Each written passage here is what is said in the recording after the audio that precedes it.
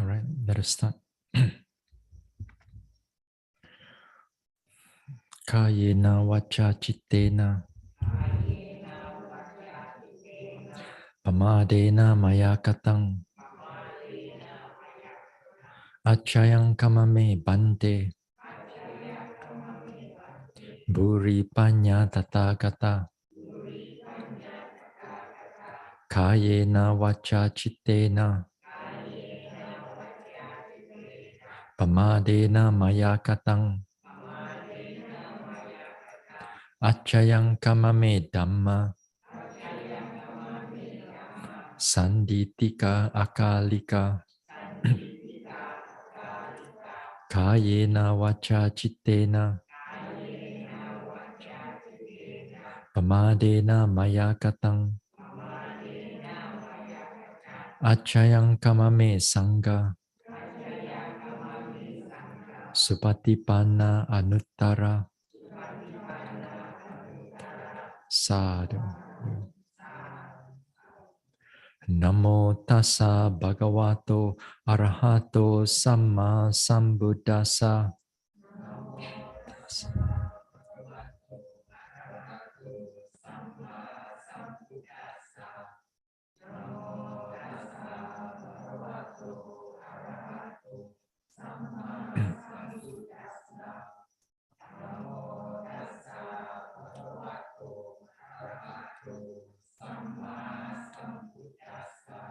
Buddhang saranang gacchami. Dhammang saranang gacchami. Sanghang saranang gacchami.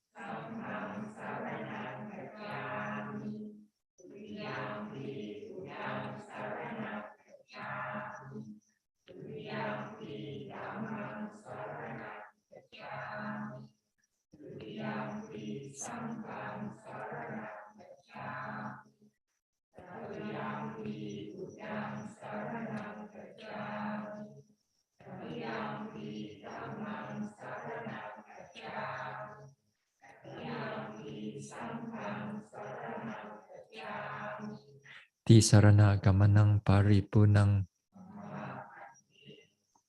panatipata veramani sikkhapadang samadhiyami.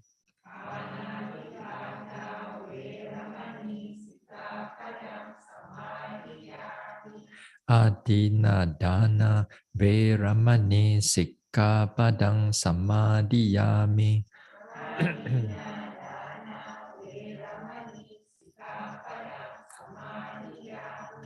Abrahmacharya veramani sikkhapadang samadhiyami.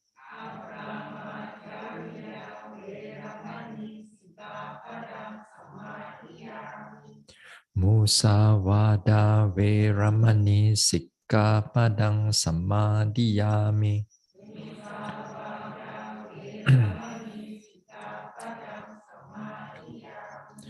Surameraya majapamadatthana veramani sikkhapadang samadhiyami.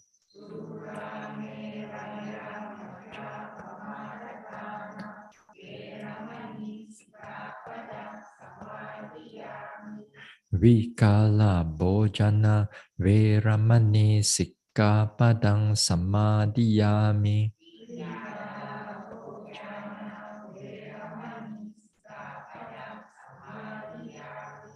Nacha Gita Vadita Visuka Dasana Malaganda Vilepana Dharana Mandana Vibhusanatana Veramani sikkhapadang samadhiyami.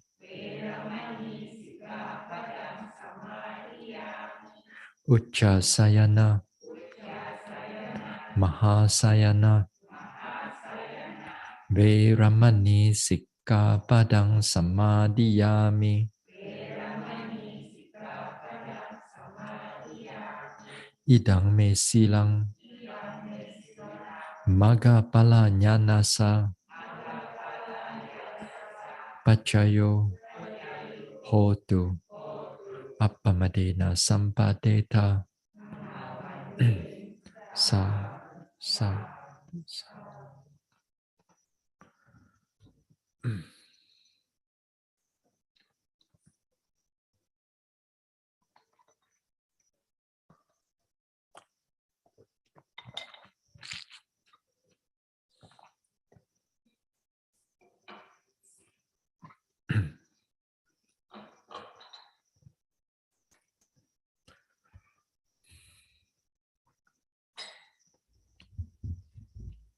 Right, let's do some guided mudita before we start the Dhamma talk.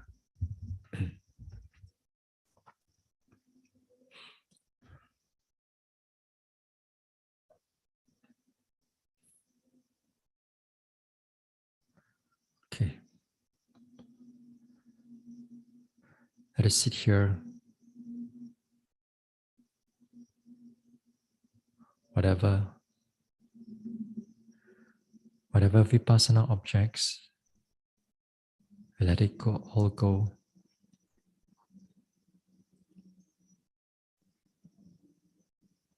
Keeping the mind just in the present, relaxed, open, peaceful. And whatever tension in the body, we let it all go. From the head, from top of the head, any tension, any tightness, we let it go. On the forehead, face and neck, shoulders and arms. On the chest, on the stomach area, on the spine, on the back, on the hips and buttocks and thighs, down to the knees, calves, down to the ankles, soles. So relax the body, keeping the mind open, calm, and peaceful.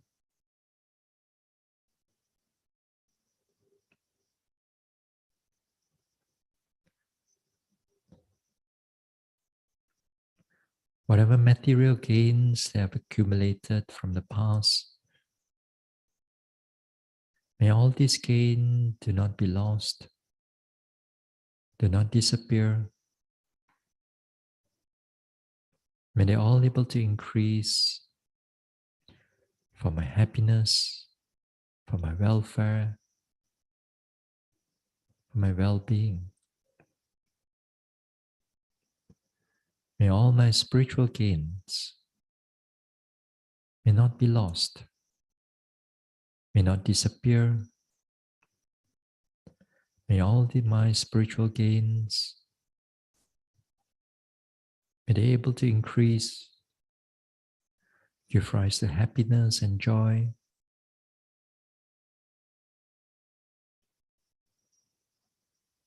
Be a foundation for my spiritual growth.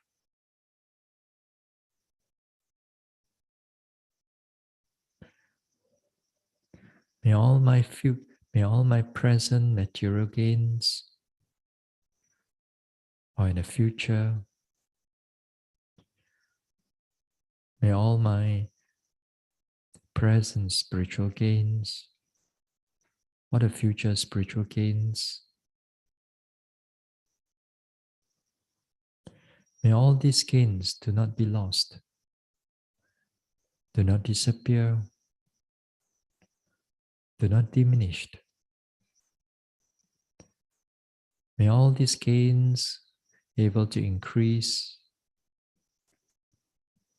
accumulate for my happiness, for my well-being, for my welfare, and also for my foundation for my spiritual growth, until I realize Nibbana.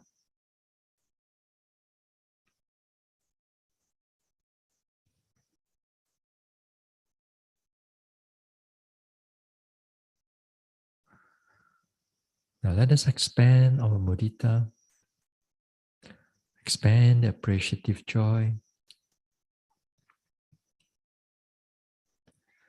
to all the beings around here.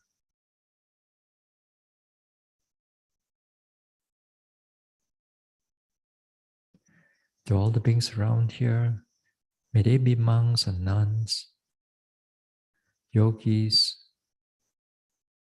helpers, volunteers, workers, to all the donors, supporters,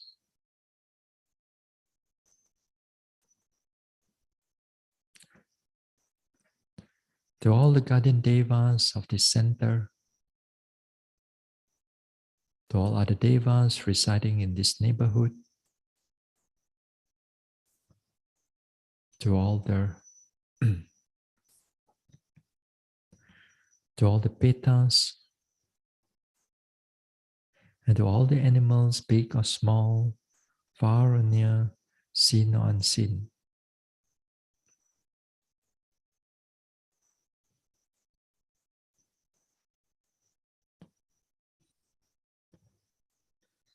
Whatever material gains we have accumulated from the past, may all these gains do not disappear. May all these gains do not be lost.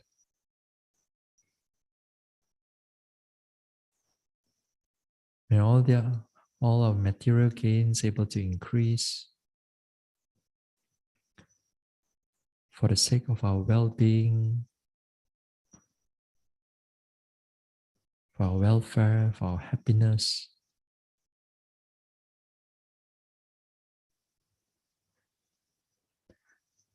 May all our spiritual gains we have accumulated from the past, may all these gains do not be lost, do not disappear. May all these gains able to increase.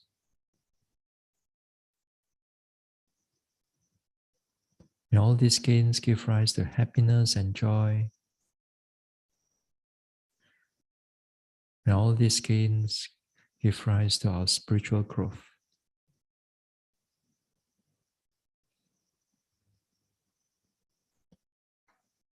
So whatever gains you have accumulated from the present or in the future,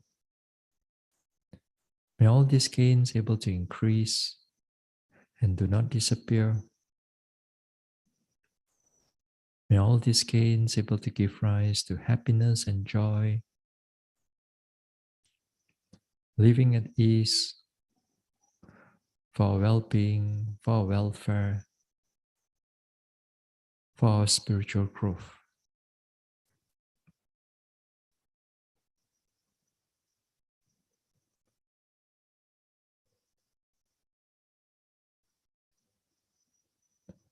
Let us expand further.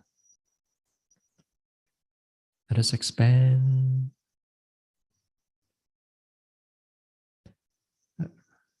Let us expand this mudita to all the beings in this country. May they be humans or non-humans, betas or devas. May they be animals, big or small, far or near, seen or unseen.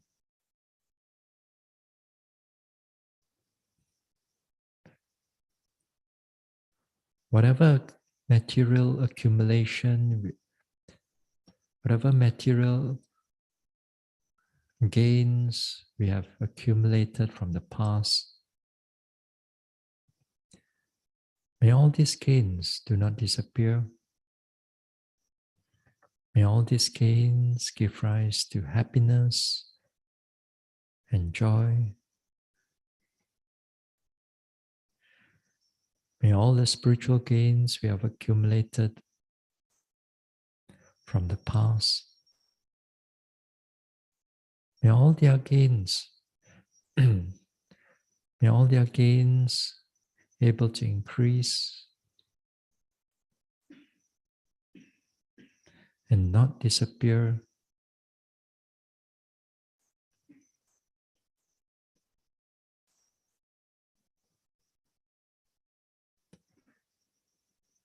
May all their gains give rise to happiness, for the welfare, for the well-being. May all their mental, may all their material gains, may all their spiritual gains from the present or future, may all their gains do not disappear. May all their gains able to increase. May all their gains give rise to happiness, give rise to joy. May all their gains give rise to their spiritual growth.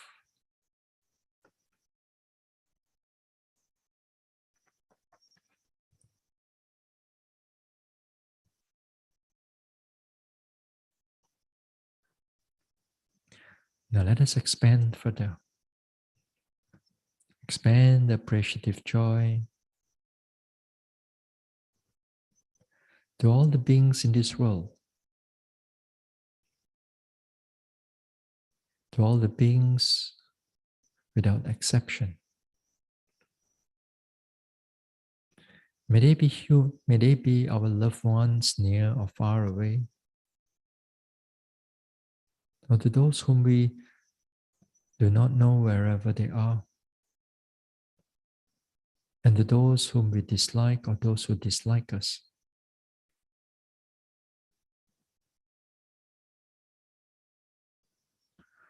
To all the garden devas of the Buddha Sasana,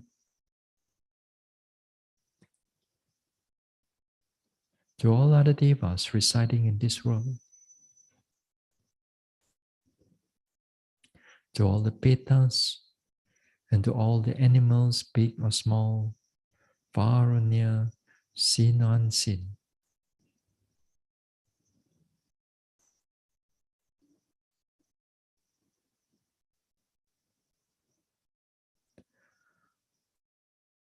Whatever material gains they have accumulated from the past, may all their gains do not disappear.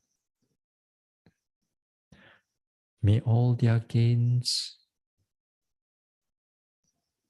do not be lost. May all their gains able to increase for their happiness, for their welfare, for their well-being. And whatever spiritual gains they have accumulated from the past, may all these gains do not disappear. May all these gains able to increase for the happiness, for the welfare, for the spiritual growth.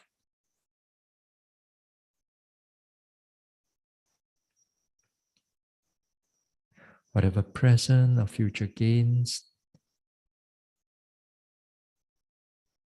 may all their gains do not disappear. May all their gains do not be lost. May all their gains able to increase for the happiness, for their welfare, for the development of their spirituality.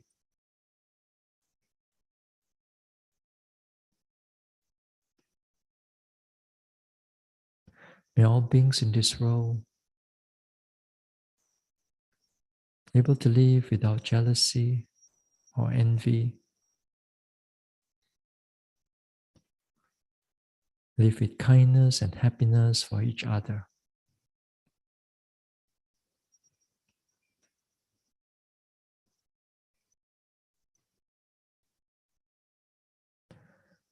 Now let us expand further.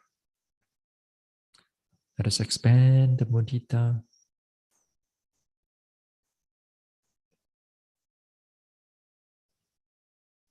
Let us expand the mudita to all beings without exception, without boundary, without bias, to all beings from the highest planes of existence down to the lowest planes of existence, to all beings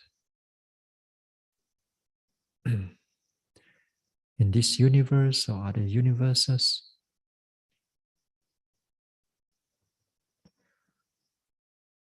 for all beings in all the world systems.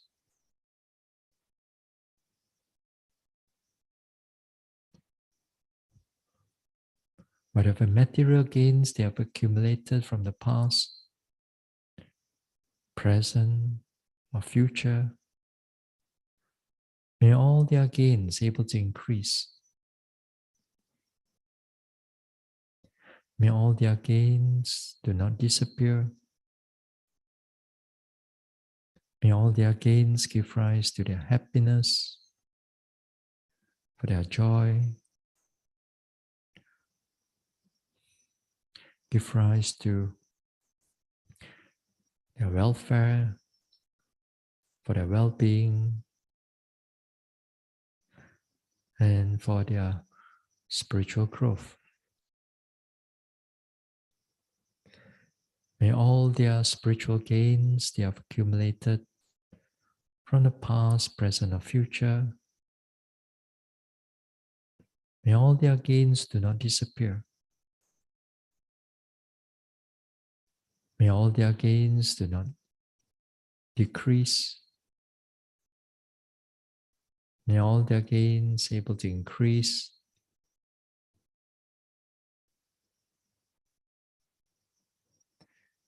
May all their spiritual gains give them happiness, give them joy, for their welfare, for their well-being, for their spiritual development.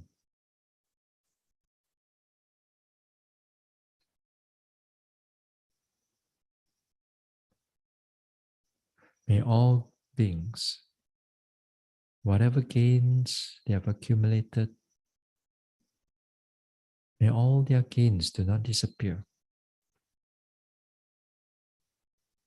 May all their gains able to increase, give rise to their happiness, joy, for their well-being, for their welfare, for their spiritual growth.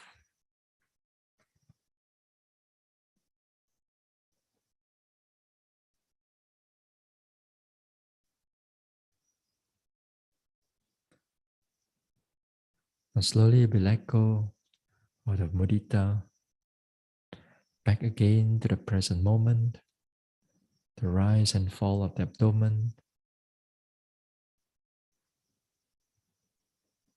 feeling the sensation of the body. Then we can slowly open our eyes.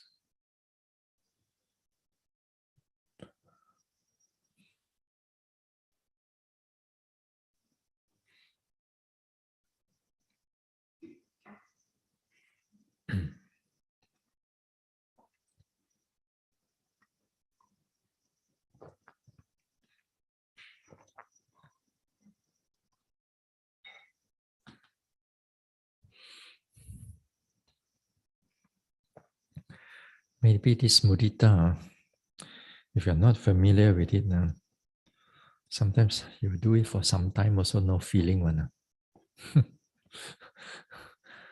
Because this mudita is something that,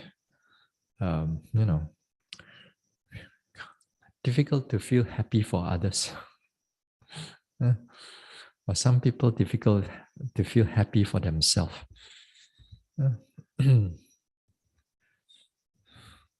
The happiness for others is genuine. If you can able to accumulate, you can able to increase that. If not, sometimes may all beings be happy, cannot, nothing there. Doesn't matter. We'll try that and see, Okay, tonight we have not many questions. Now, those who are in the Zoom, if you have any questions, you can type it out in the chat area. If those who are in the Facebook, I'll try to look into my phone to see whether any if you want to type there, then later I'll check. Today, not many questions, about 3 questions, but not too long. So if you have any questions later on, those who are in the online, then you can this one. Then you can type it down. Okay. Okay, let us share. Now, where is this one? Okay. Hold on, everybody.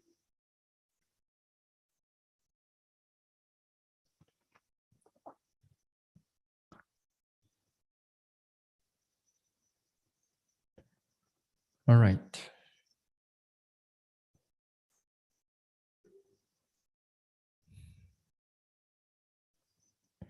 Okay. First question, not too difficult. How to deal with sounds, insect noise from the surrounding. At certain times, they become extremely loud and quite disturbing during sittings. How to deal with the sounds, insect noise from surrounding. At certain times, they become extremely loud and quite disturbing during sittings. All right. Do you hear this thing? This one. For those online, maybe you're not able to hear. For here, now these are the cicada sounds. And they are very sharp. Last time, when meditate here, in the main area downstairs, then if sometimes the cicadas were to come in just between these trees, or in the bushes here, and you totally cannot meditate because it's so loud. And then the Dharma workers have to come in with using water and try to spray them and clear them away. You do not know where they are. Actually, they are about that big only, that big, green in color. So this type of sound, when they rub their legs or somewhere in the belly there, so they create a very loud sound. In fact, that if that thing just next to your ear, you can go peka. Really, it's quite loud. It's about 100 decibels. 100 decibels is somebody shouting at your ear there. So it can be quite loud. So when this type of sound is very too near to the meditation hall, it can be very difficult. You try to locate it because they are outside, then it's nothing that you can do over here. Sometimes people thought that go to the forest and meditate. It's very calm and peaceful. Now, we are talking about Malaysian forests. We are talking about tropical forests. Tropical forest is not quiet. In fact, tropical forest is very loud, something like that. And they are far away, then not too bad. But they are very near, they can be quite noisy. Sometimes this type of things they come out around in the evening. Some say maybe 5, 6, 7, right to the evening night. These are all their mating calls. So, what can you do with all this noise? You cannot do anything except note them. You cannot do anything. I know that you say that to note them, then there will be a lot of, impatience and sometimes irritation, annoyance there. Then every time you want to watch your rising, falling, or whatever, the sound is so strong. You got to note the sound, and then the more that you note the sound, the more it is very irritating. Yeah? So you got to note your anger also, irritation, irritation, irritation. But this thing is like happening every night. It's not like one night you deal with it, but this is every night. So a lot of times I said we cannot uh, avoid this type of things. Then usually I will say that when you come to a retreat, then you have to bring an earplug. You have to bring your own earplug. Because this type of sound, and also many types of sound can be very difficult. Then you say that, oh, never mind lah. I can change my sitting place. Yeah, you can change and see. After that, sometimes there can be still quite noisy. They can still become quite noisy. So no matter how you change, the sound also can be quite strong. So you said, may all of them be well and happy. Still, the sound still there. No. At certain times, this type of sound may not be so disturbing when your concentration, especially, they are quite deep.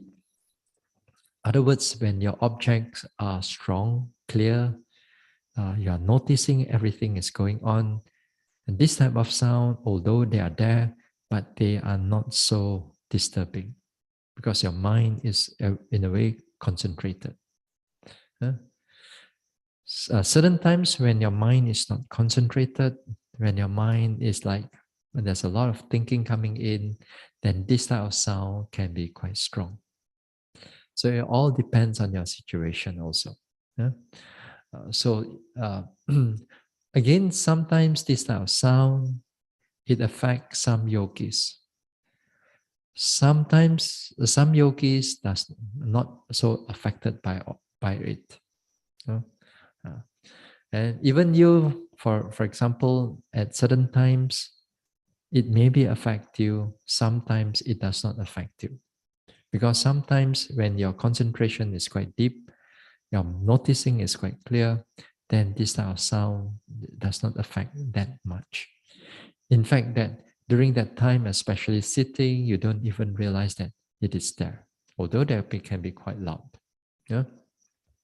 Just like, for example, when you're sitting, especially when your concentration is deep into noticing what is going on, then that time, even when the pain arises, the pain, although they are strong, but they are more or less in the background. You can notice a lot of changes arising, passing away in all other objects.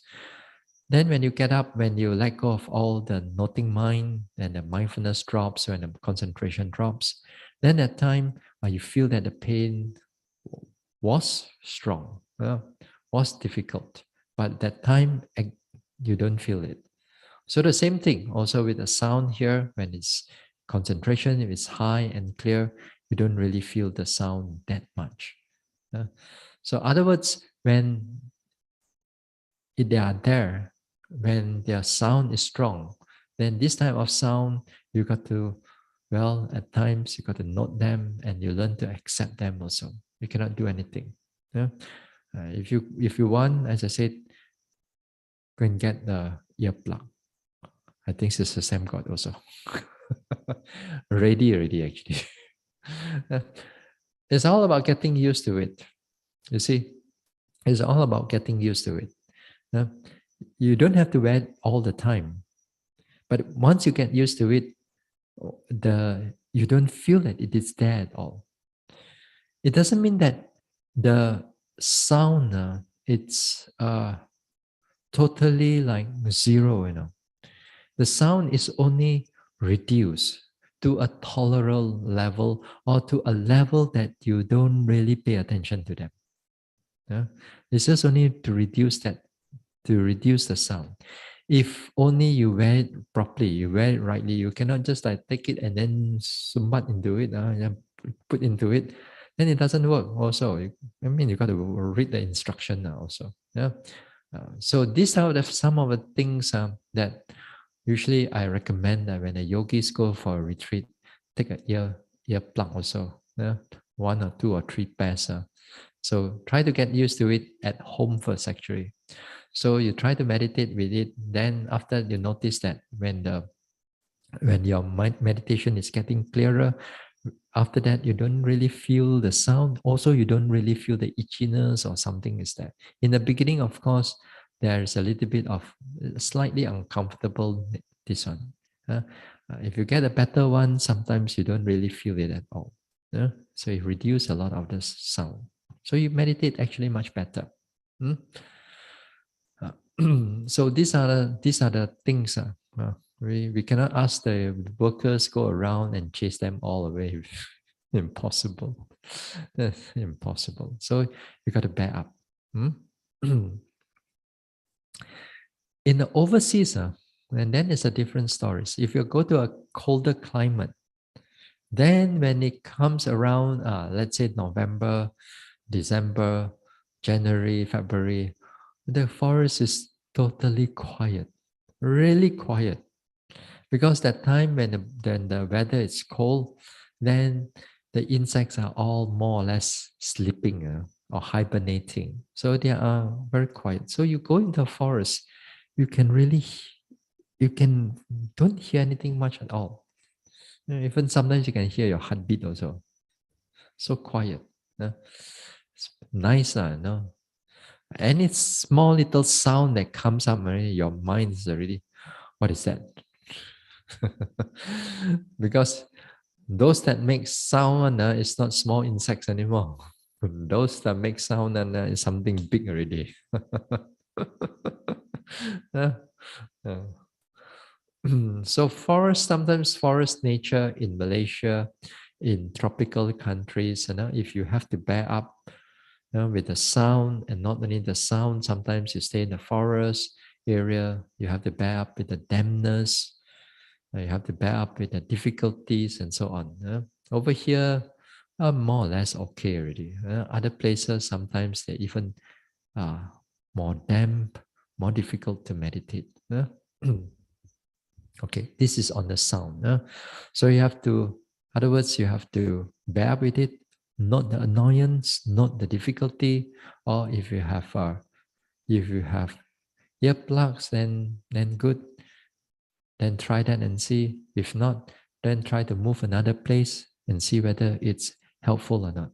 Sometimes it can be helpful. It reduces the noise, reduce the sound. Okay, these are some of the things I can think about. Uh, okay, next question. Okay,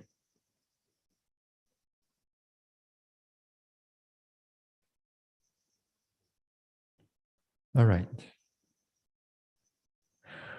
During sitting, some lights, orange or white colors, appear at the corner of the noting vision. Is this a sign a yogi is attached to the light or too much energy at that time? Could Bhante explain further? Hmm? During sitting, some lights, orange or white colors, appear at the corner of the noting vision. Is this a sign a yogi is attached to the light or too much energy at that time? Could Bhante explain further? Okay. Now, the lights. Every yogi, when you meditate, there will be some kind of lights. that arises in your practice at a certain time. This type of lights, as because it occurs in every yogi, then it is part of, in other words, it's part of a natural thing, part of a natural progression. Some yogis see more lights, some yogis see less light. Some yogis sees array of lights like different colors. Some yogis sees usually one type of light, one color. Some yogis sometimes sees like color, moving around. Sometimes some yogis sees the color at just one spot. So how you visualize the colors, these are depending on your nature. It doesn't matter which type of lights come in. They are all just creation of the mind and also connected with the body somehow. Let's not go into it too much. But the lights appear. The thing is that when these lights appear, especially during the sitting meditation, this type of lights, they are not in the beginning. They are not, because it's natural. Usually the yogis, in the beginning they saw it and then they are not used to it yet. In the beginning, the craving actually doesn't come in that strong yet, not there yet. Yeah?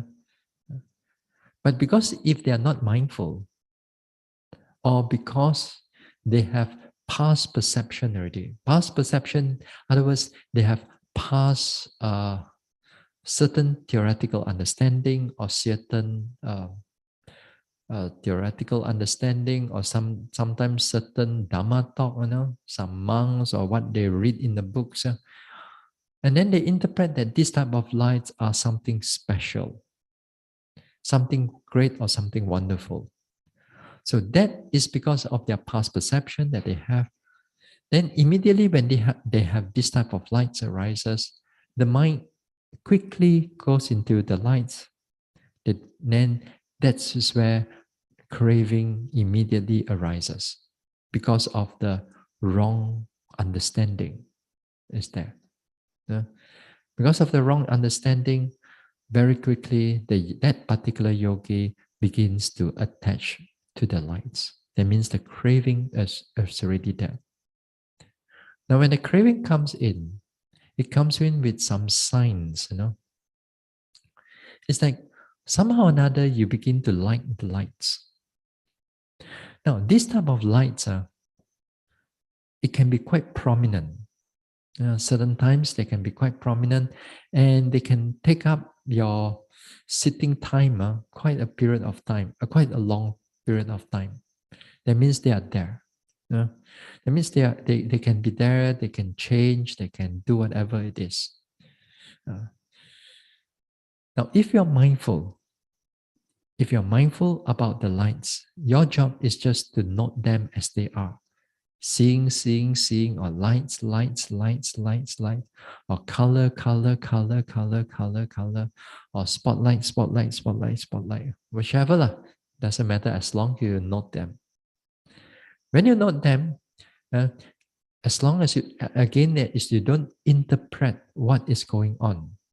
You don't interpret that whether this is some people interpret that this is a Buddha's light, Dhamma's light, Sangha's light, whatever light. Sometimes they interpret is their chakra. Sometimes they interpret is their chi.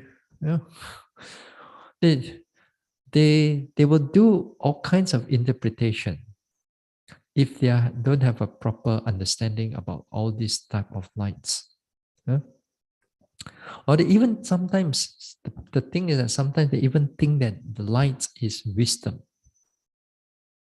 Because a lot of times the Buddha used the word light as wisdom. For example, you use the word light when you turn on a light, when you have a light or the fire, it clears away the darkness. So the light is if like wisdom, and darkness is like ignorance, moha.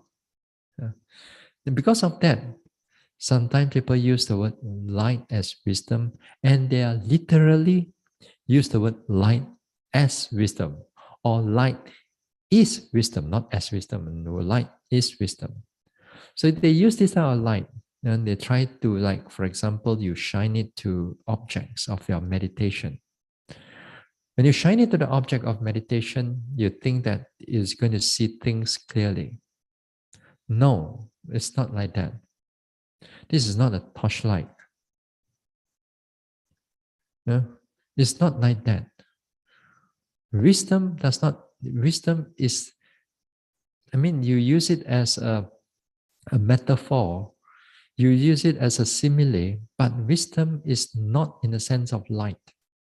Wisdom is a sense of you see things clearly in its detailed manner. That means the mind sees everything is whatever is going on.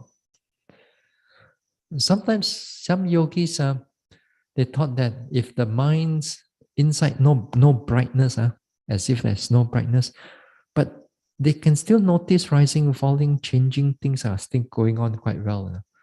But they felt that this is not enough, this is wrong because there's no light around there. And because of that, the whole meditation slows down. Although object is right in front already. Wrong interpretation. Yeah. So because of that, they use this type of lights as if like these are something special. They use it for all kinds of whatever reason. Then other words, the craving is already at behind already. The craving or the attachment is already at the background. And this type of craving, they can become strong. Because next time in the sitting, when the craving is there, that means you begin to desire it already. That means you begin to want it to come again and again, sitting after sitting. Because how you interpret it, how you think about that light, whether it's a Buddha's light or whether this light or that light, or whether this is a wisdom light, because of that, the sign is that the next sitting and the further sitting, you want to look for those lights again and again. It's no more like looking at the object carefully, but it's the light. When this happens, it shows that the craving is already there. You can interpret it no matter how you want to interpret it. You want to interpret it through the way of Dhamma, way of whatever, how, because this type of light, sometimes Chinese are 佛光. Correct. All this one, everything, then all this type of attachment comes in. So when it comes in, because it's all connected to Buddha, Dhamma, wisdom, and people thought that this is something great, but they forget that behind it is just craving. And that craving is hard to see, really hard to see, because at the top there, when the attachment is there, usually comes with liking already, come with something that is pleasant. The light, it's pleasant. And so it already comes with a light that is pleasant. You want to look for it again and again. Because for you, when you look for it, there is improvement. No likes, no improvement. Yeah. So a lot of times, yogis tend to, misinformed yogis tends to meditate, and then they seek out for these lights. And when they seek out for these lights, sometimes after they retreat, they go back, sit down on the coffee table, sit down on the table while they eat. Then they talk about their meditation experiences, talk about their lights. They don't talk about their pain. They don't talk about pain here and there. They talk about the lights. Yeah, something special, something esoteric, something wonderful. Uh, Pain is very regular, you know. Nothing to talk about. But this type of things is something different. So because of that, then other yogis become misinformed. Other yogis or other devotees become misinformed. And then when they start off with meditation, then again, they meditate, then the lights come in, then they get attached to these type of things. Yeah. So when these things happen, when these type of lights happen, your job as a yogi is to note them only. That seeing light. If they are moving, if they are changing, then note them seeing. See how they change. See how they change. If sometimes the lights, while it is happening, then it's just spotted and it doesn't kacau you. It doesn't disturb you. For example, these type of lights are just now, as according to the question, it's just at the corner of your noting mind, noting vision. So if you're just at the corner, you're aware of it. You're aware of it, it's there. But because your object is still prominent, then you note the object. Let the lights be there. Don't uh, don't make it go away. Don't make it go away. Don't wish it to stay also. Don't wish it to go away. Let it be, because it is not a prominent object right now. So you just note your object. Just note your object there. Yeah? You note your object, what is going on. If the lights after that it becomes prominent, then you noting on the lights. See whether it changed or not. It doesn't change, then leave it at the background again, back again to the body objects, or whichever pain or other sensation is there. So come back again to the object of your main object of your meditation. So if you do like that, the lights are still around, that means the craving is not around. The craving is prevented from arising because the mindfulness is still noting on other objects. So that when the mindfulness is there, that craving is not there. The lights can still be there. So, as long as you don't push it away, some people thought that, again, on the other extreme, they thought that light is not the right thing. Maybe they do vipassana, they thought that not the right thing, so they try to push it away. Again, when you push it away, also it's not right. Other words, when you try to push it away, then the dislike is there. Instead of liking, instead of craving, now a little bit of annoyance, a little bit of aversion, a little bit of dislike on the lights is there. So it's already, so you go on to the other extreme, if you don't notice it. So the lights are not the problem. As long as you're mindful, noticing them, then well and good. So as I said, this type of lights can be quite long. It arises for some yogis, can be quite long. So you pay attention to it. If it doesn't disappear, then just leave it at the background, then go to other objects. You go to other objects. So if you don't interpret it, then well and good. Then your vipassana is on the right track. But if you interpret it, you're going to interpret it with all kinds of words and all kinds of belief, or all kinds of your past perception. This is where your mind starts to bias already. You go into sideway already. You start bias. The craving, it begins a lot to do with the craving. And because of the craving, wants it, like it, and you want it again and again in sitting after sitting, retreat after retreat. With these type of things, it builds up. This type of craving builds up into what we call the pride arises. Yeah? The pride arises. This type of pride arises when it begins to compare other yogis, that I have the light, you don't have the light. My light, it's a special light. My light, this type of light, can give rise to enlightenment type of light. Yeah? That means, other words, the I is already there. Yeah? My light is very bright. My light is like going through the whole body. My light, this light, that light, they start to interpret already. They interpret it into such a thing that as if like the light and them, they're identified. They identify with themselves with these lights. That means, other words, the mana, the conceit, has already arises during this time. So it's begin to compare with other people and that they are great yogi, they are great meditator, and so on. Yeah. Then, as I said again, a number of times, this type of lights, when they begin to, as this thing begins to grow and grow, what does it become the later on?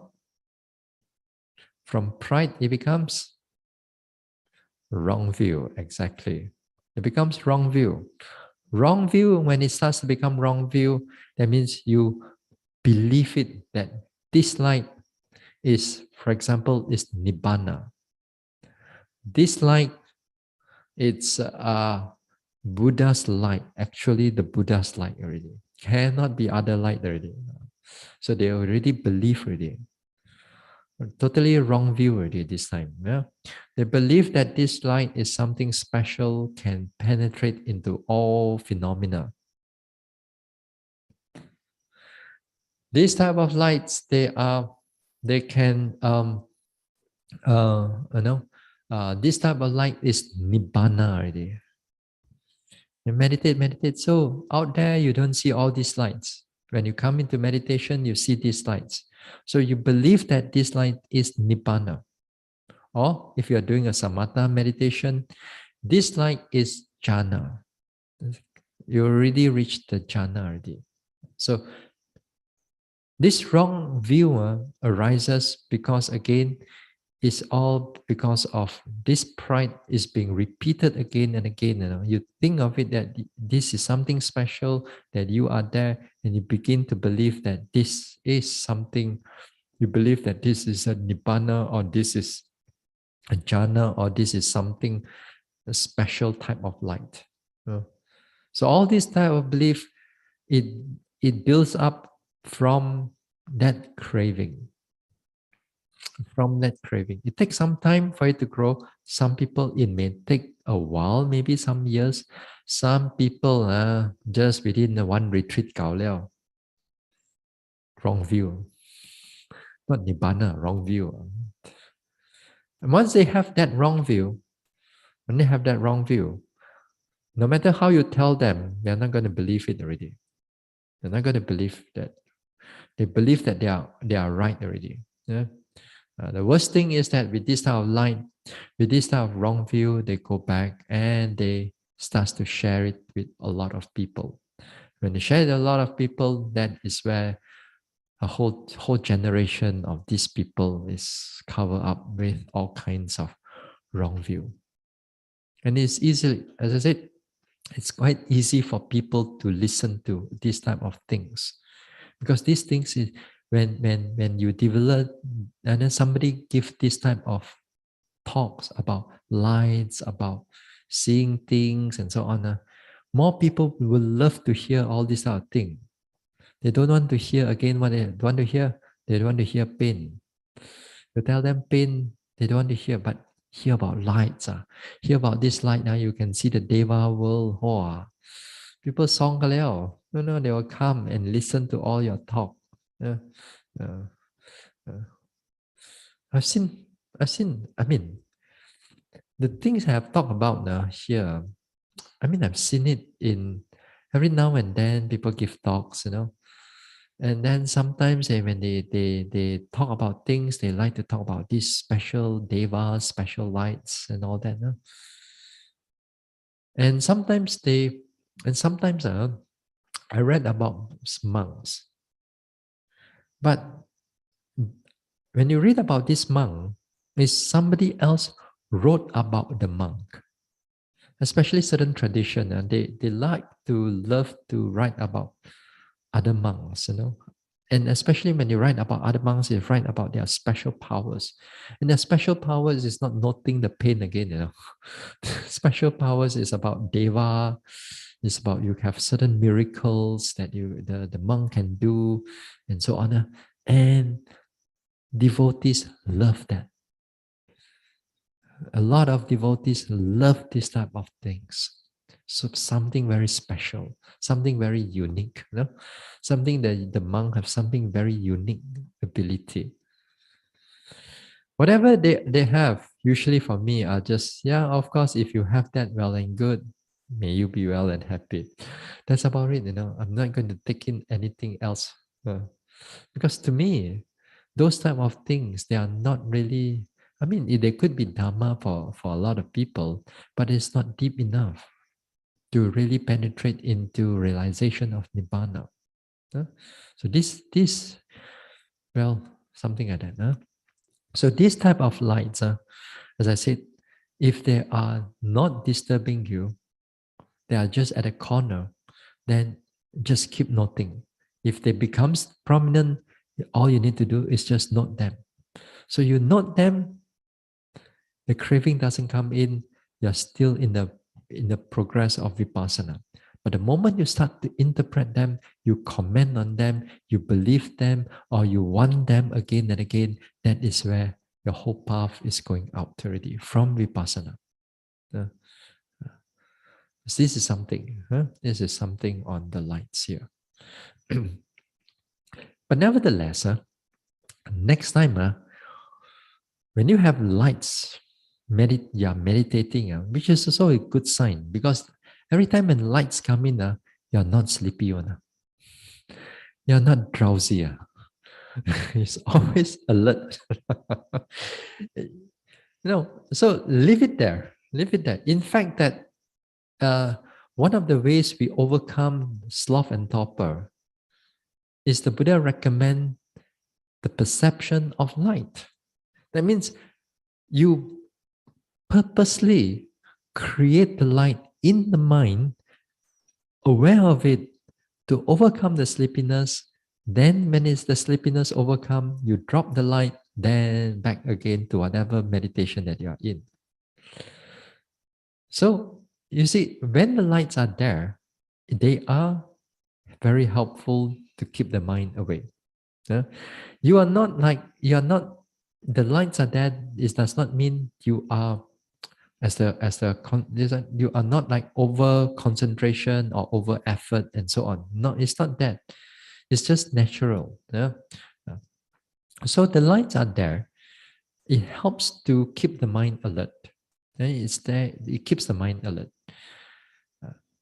But if the lights become like internal, like illumination lights, it becomes like totally overwhelming one, as if like you're looking at this spotlight up here. That one too much effort already. As if like the whole big light right in front of you. No matter how you note your object, then that time you cannot note anything. That means there's too much effort already this time. Uh, this type of too much effort, and sometimes it comes with the lights. For example, let's say if you do your sitting and touching, you do your sitting and touching. Then let's say this time you do sitting and touching, sitting, touching, sitting, touching, sitting, touching, you just run, you're round here, You got, let's say, got three spots or four spots you take. So you just touch and go, touch and go, touch and go, touch and go, touch and go, touch and go, touch and go, touch and go, touch and go, you just go around like that. Then after that, when you stop already, you see that the whole mind become very bright, super bright. But after that, you cannot note anything. You're not sleepy. You're not sleepy. Yeah. You're not sleepy, but your mind is very bright. But you cannot do anything. Because that effort that you do in noting the sitting and touching very fast, go round and round and round very fast, just touch and go like that. You're making a lot of effort. You're making a lot of effort, but that effort is not coming with mindfulness. It's not coming with mindfulness. It's too much effort. You just make the mind work, and you work too much on the mind, then the mind become very bright. Yes, perhaps you use that sitting and touching to overcome sleepiness. So you did that, but you forget that mindfulness has to come together with the noting. But you just only the effort and just go around fast, fast. Then after that, the mind very bright. The mind very bright, but it cannot note anything at all. Just bright only. So, other words, even when you do sitting and touching, it has to come with noting it, and also you move. Although you move around from one object to another object, but it has to come with mindfulness. Usually, my recommendation is that you stay at that spot for a short while, maybe a few noting first. A few notings, you pick up a sensation, you pick up one or two sensation, like its pressure is there, or a little bit of pain is there, or a little bit of pulling is there, or a little bit of warmness or coldness is there. All you need to do is just pick up one or two sensation, then you move to the next one, then the mind balance with it comes with mindfulness. It has come with mindfulness. Then that time, the mind can note things quite clearly. Yeah? After that, the mind can note things quite clearly. Okay? So, back again to the lights. As I said, this type of lights, when they are there, the sleepiness is not there.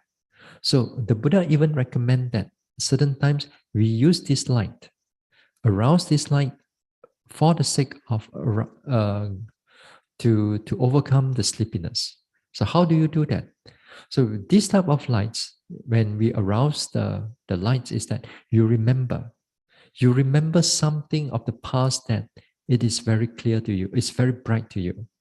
For example, mentally you are looking at the sun, mentally you are looking at the moon.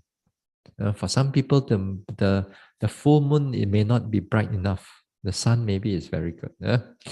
Or maybe you are in a very bright place.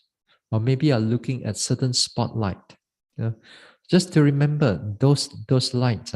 So just for enough for you to overcome the sleepiness, overcome the drowsiness using the lights. And then once the sleepiness over, the mind alert again, then drop the lights, bring it back to your rising, falling, sitting, touching, and so on. Then the mindfulness will continue from there. So most of the time that when we meditate, usually we don't purposely make it to come unless you're already attached to it. Normally, if you don't attach to it, it will come naturally. So when it comes naturally, just note it will do. Yeah? Just note it will do.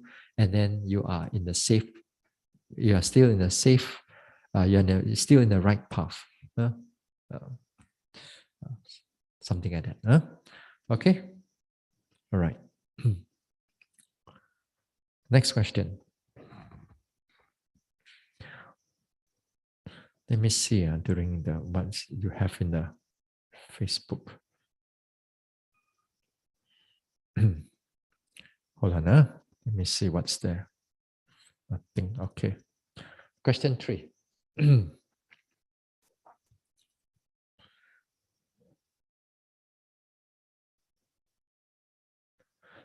Question 3. Hold on. According to some people, the meditation which is mentioned in the Tipitaka is Samatha Bhavana. Achieve the jhana, then switching to Vipassana Bhavana.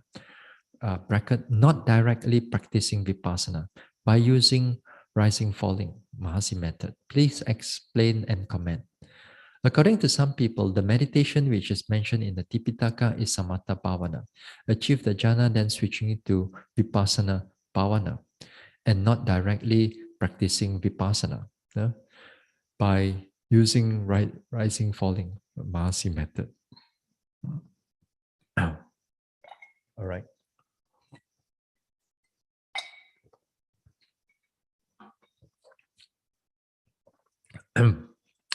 Now, this type of questions, occasionally these things will pop up once in a while.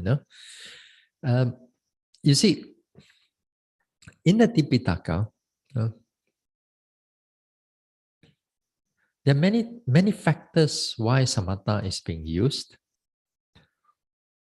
being taught, and also there are also vipassana are directly being taught also, direct vipassana also being taught also. Well, it depends on who is the one is reading it. Sometimes the one is reading it, sometimes again when their mind is a bit more biased, then you will always look out for the one that starts with samatha meditation. Then if you are practicing vipassana, then you also are able to pick out also there are some suttas also the Buddha also directly give to directly starts to noting sensations and all that. The Buddha then perhaps then call it vipassana, but sometimes they directly noting what is going on, but it's already vipassana. Yeah? Uh, there are argument about why these things happening, but I said I don't want to fall into this type of argument. Yeah?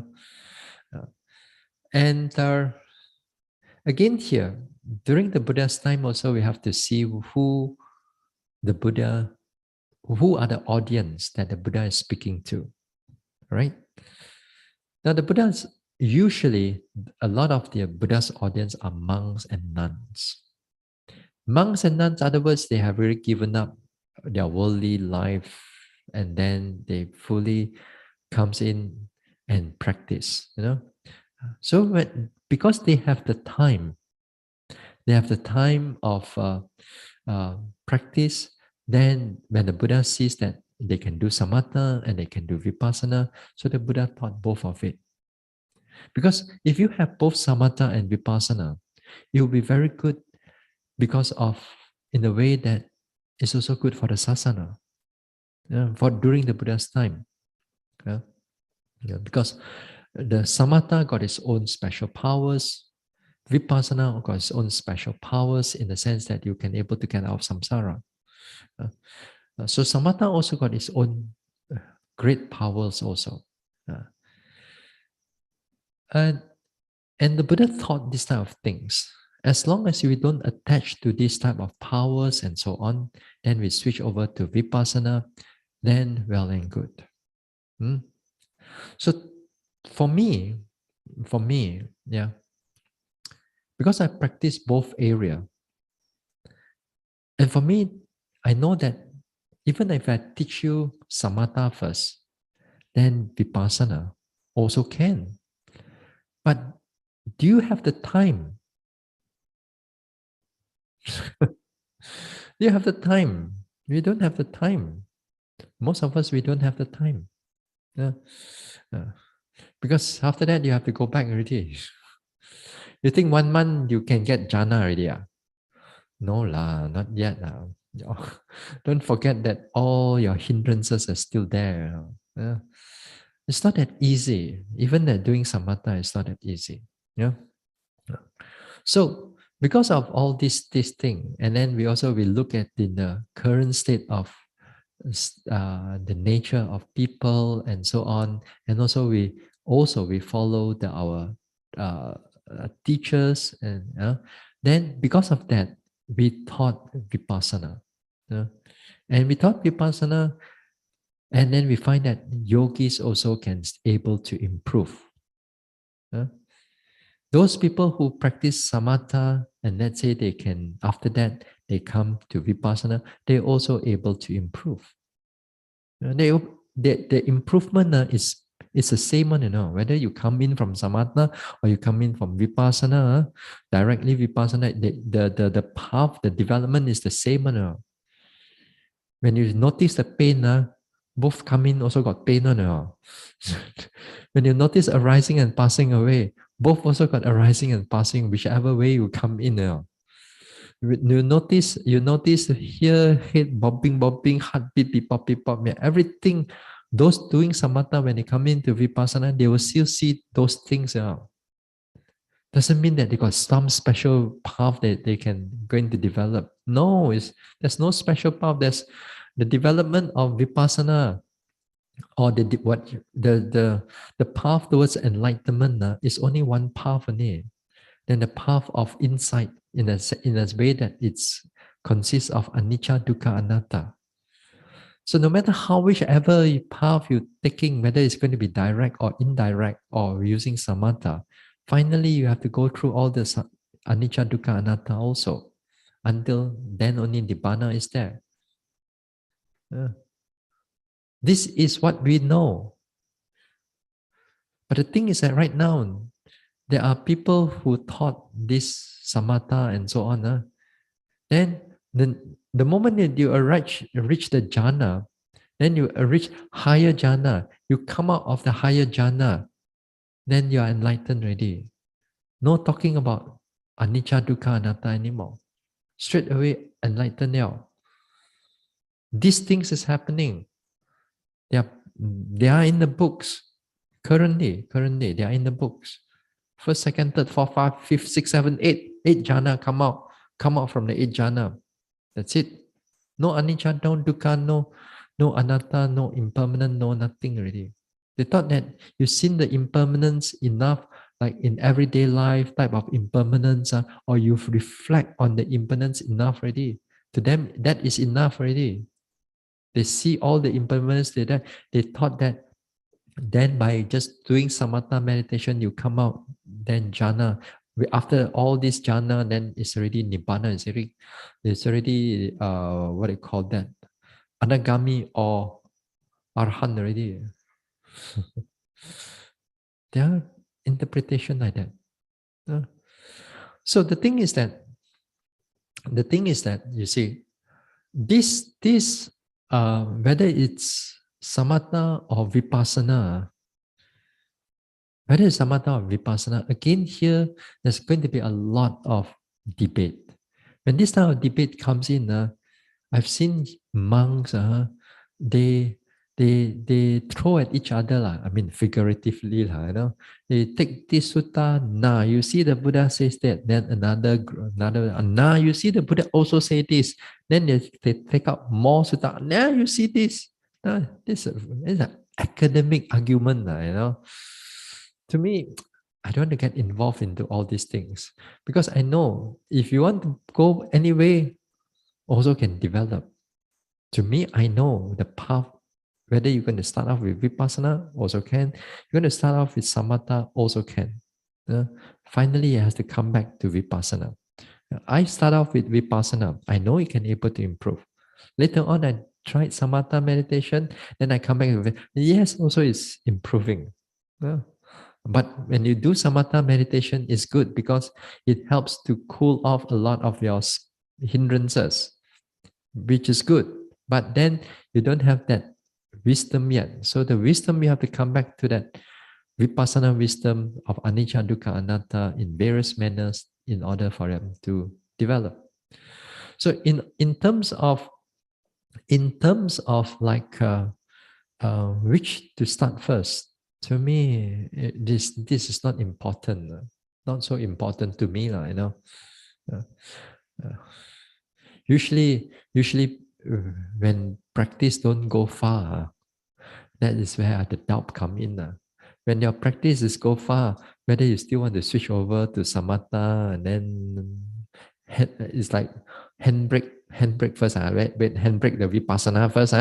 Before enlightenment, let's go to samatha and play with it first, then come back and then release the brake, then let's go. you know, it's like that. Yeah, it's like that. Yeah, when it's go maybe a bit more smoother, because maybe, but doesn't mean faster, Does not mean faster. It's smoother because less hindrances, less sleepiness, less a lot of thinking due to the development of samatha. But the wisdom factor that you still notice what is going on, that depend on the yogi. Because some yogis in the vipassana, they can develop very fast. Enlightenment is already there. Some people thought that, oh, must do samatha first, so they do for years and years and years. Then by the time they want to do vipassana, it's a bit slow, Again, here, each individual. So to me, the way I look at Tipitaka, or the way that how I've seen from the suttas and all that thing, to me the Buddha teach both sides. More popular is like usually more popular in the suttas. The Buddha taught from samatha with this one. But because of that, some people thought that, oh, you must start off with samatha, then vipassana. But again, here you forget that who is the audience the Buddha is talking to. So the Buddha's audience is usually monks or nuns. They have more time, so they can do more things. So here we are lay people, a lot of lay people, then you may not have much time. Then there's another alternative. Then only the vipassana way is well and good. Yeah. Mahasi Sayadaw also knows about all these type of things. Not that he doesn't know. He wrote about all the books about samatha and so on. He knows all these things. But he taught samatha, he taught vipassana. And he taught vipassana. People again thought that Mahasi method is always this rising and falling. Whereas rising and falling is a primary for the sitting meditation only. Yeah. But don't forget that in the practice of Mahasi method, everything you have to note. No, no, no. Every object you have to note, although there's a primary object at the rising and falling. Now, I mentioned also in the past, I mean, last week or the week before that, as I said that usually I don't go and to explain so many things about why must start off with rising and falling. Why must not start off with in breath, out breath? Why must not start off with other sensation of the body? Yeah?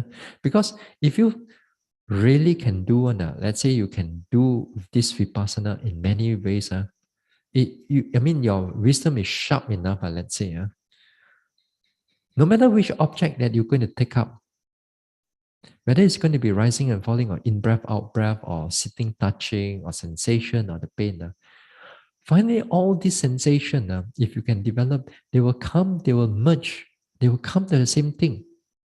Everything just arising and passing away only. And all this within this arising and passing away, they are all anicca, dukkha, anatta is inside there. That time when it's arising and passing away, you see again and again. You don't even know which object you are noting. You're not sure whether you're noting rising, falling, or in breath, out breath. You're not sure even whether you're noting the mind or the body object. Because whether the mind or body object, everything is just arising and passing away. And at time also the same thing, you don't conceptualize, you don't think whether this is rising and falling, or whether you think this is in breath, out breath, or whether you don't think this is mind or body object. They are just arising and passing away only. So that time, all the debate you talk about rising and falling, in breath, out breath, the sun, then it's no more relevant anymore. It's no more relevant because everything goes into arising and passing away. It doesn't matter anymore. All these things. That's why I say I don't go and debate these type of things. But since we are in this topic, why don't we just start off with in breath, out breath, since the Buddha talked about it? No? No. Here, as I said, the Mahasi taught for a primary object, we use rising and falling for primary object. But don't think that just because you take rising and falling, there will be improvement. If you don't do your walking meditation properly, then nothing much also. So again here, we take this rising and falling. For me, it's better for you to being aware that rising and falling is easier for you to develop vipassana. Because if I'm going to ask you to do in breath, out breath, some of us may be doing samatha meditation using anapanasati already. So for you to just use the same object, look at it differently, it's going to be very difficult. Your mind will tendency to go back to the way of samatha. So it's easier for you to go to the rising and falling and use it as a new object. Yeah? Later part, no problem already. Whether you're using in breath or breath, rising, falling, doesn't matter anymore. Yeah? And also and also I think also or I read also that rising, falling is easier right now. I'm not sure whether it's right or not. They say it's easier right now for most people to develop on the nature of the body or the mindfulness. It is said lah. But whether it's true or not is up to you. You work hard, everything also can. You don't work hard, everything also cannot. Yeah. All right. Yes. Okay. We'll stop here for tonight. Okay. So the next will be on Monday. Huh? Okay. I share my rights. Huh?